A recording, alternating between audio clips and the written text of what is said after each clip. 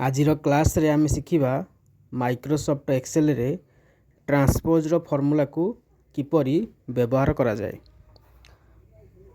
Sheet 1 रे student information रो गोटे table एठारे अछि। ए टेबुल टी वर्टिकल फॉर्मेट रे आमे लिखिचे।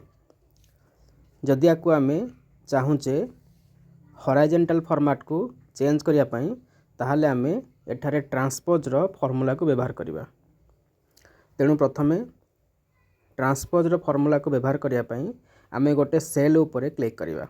मने कर मु एठारे A9 रो सेल ऊपर क्लिक करूची। A9 रो सेल ऊपर क्लिक कला परे मु इक्वल दोची।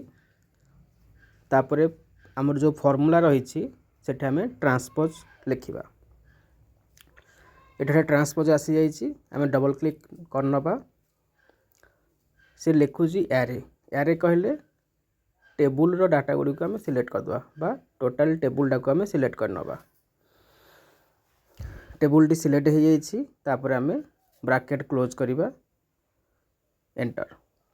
ऊपर जो टेबुल टी वर्टिकल फॉर्मेट रे थिला तळे से टेबुल रो डाटा गुडी को हॉरिजॉन्टल फॉर्मेट रे आसी जाइछि। आमे कॉलम गुडी को रीसाइज कर दबा।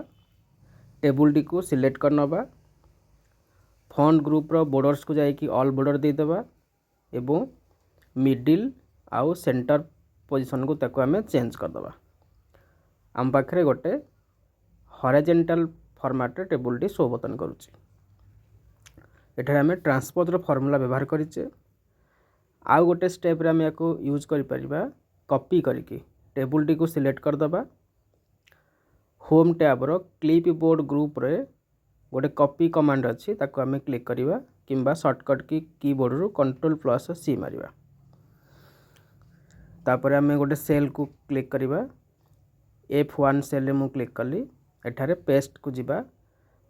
पेस्ट स्पेशल बोली अछि ता ऊपर क्लिक करिबा। पेस्ट स्पेशल रो गोटे इंटरफेस शो करूची। लास्ट को ट्रांसपोज लिखाई छी सेठी आमे क्लिक करी कि ओके करिबा। ए स्टेप रे मध्य हमर वर्टिकल फॉर्मेट रे थिवा टेबुल टी हॉरिजॉन्टल फॉर्मेट रे चेंज हे कि एठारे शो करूची।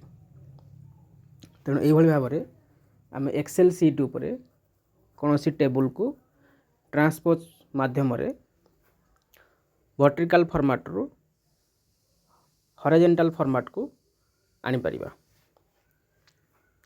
तो ये होची दीटा प्रोसेस। गोटे फॉर्मूला यूज कले आ गोटे कॉपी करिकी पेस्ट स्पेशल यूज कर।